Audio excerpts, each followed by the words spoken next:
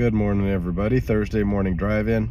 I'm going to touch on a couple scriptures out of the book of Numbers and also tie that into a couple scriptures in the book of Jude. A lot of times we can kind of lose sight. If you're a Christian, you lose sight of the Old Testament. If you're somebody who reads the Torah, you lose sight of the New Testament. But you really can't understand either the Torah or the 5 books of Moses and the prophets without the New Testament, and you cannot understand the New Testament without the Old Testament.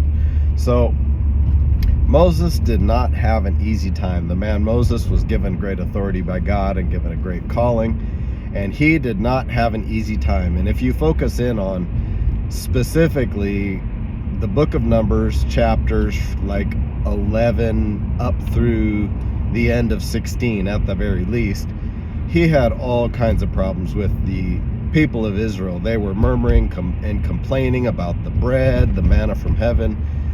They were contending with him for his place of authority. Even his brother and his sister were contending with him a little bit. And then there's these guys in there was in the 13th chapter when the 10 spies go into Canaan land to spy out the land. They bring back an evil report. So Moses is dealing with all this.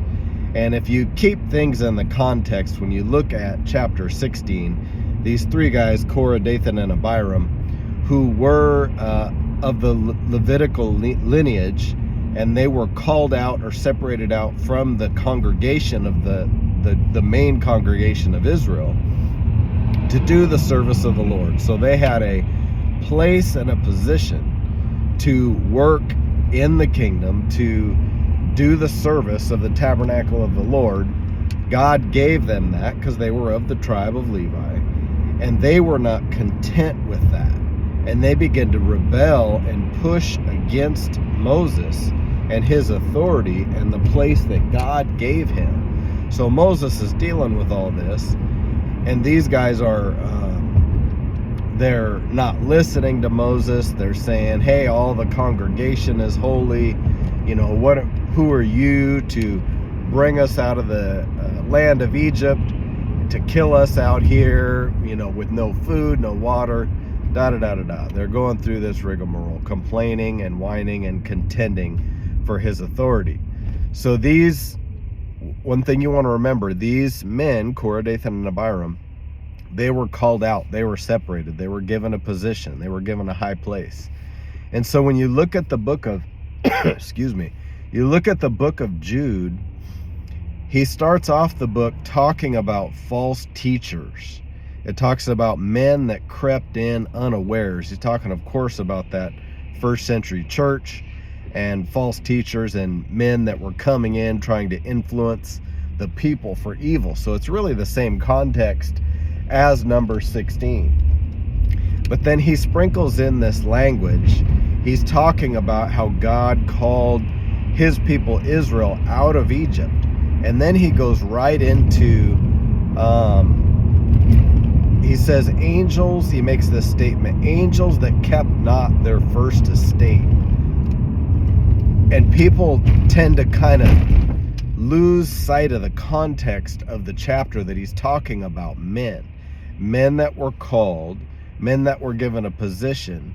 And when it says they kept not their first estate, it means they were not content with what God had given them to do, but they were ambitious for more than they were supposed to do. And they fought against anyone else that had more authority than them. So that's the context. It has nothing to do with angels up in heaven with God, none of that. There's obviously celestial angels in the Bible. You look at the angel that appeared to Manoah and his wife. It's very clear. That's in Judges 13. But that's not the point. The point is that this whole chapter of Jude, he's talking about men.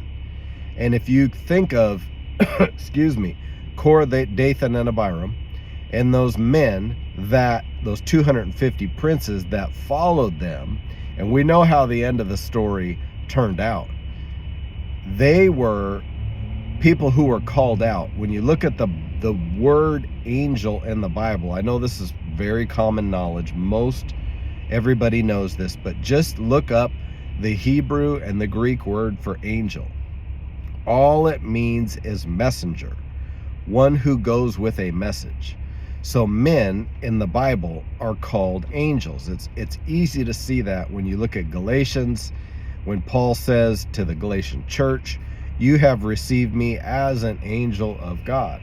And then when you look at, excuse me, John's letters to the 7 churches of Asia, he says, to the angel of the church of Ephesus, Philadelphia, Laodicea, those 7 churches.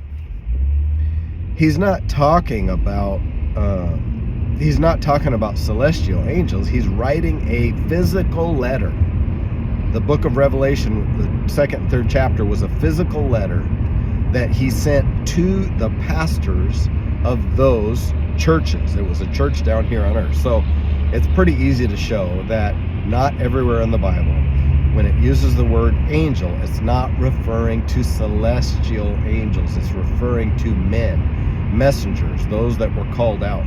So when you take that from the book of Jude and look at it in that context, that he's talking about men, and he refers back to Egypt, and then after Egypt, and then he talks about angels that kept not their first estate.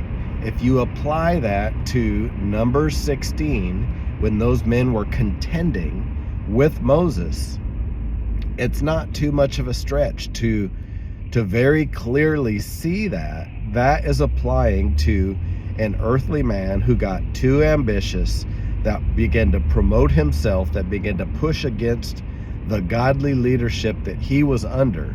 And then it talks about they were reserved into everlasting punishment, I'm not using the language exactly right, but what did God do? Did God burn them forever and ever and ever?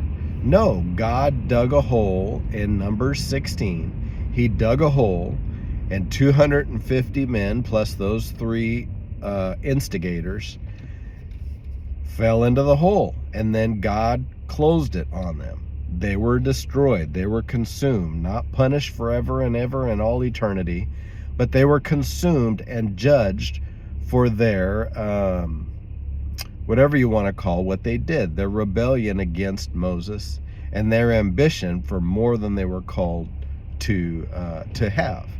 So tie those 2 things together, think about it, consider it, and then when you read back down through the rest of the book of Jude, remember, he's talking about things that happened on the earth.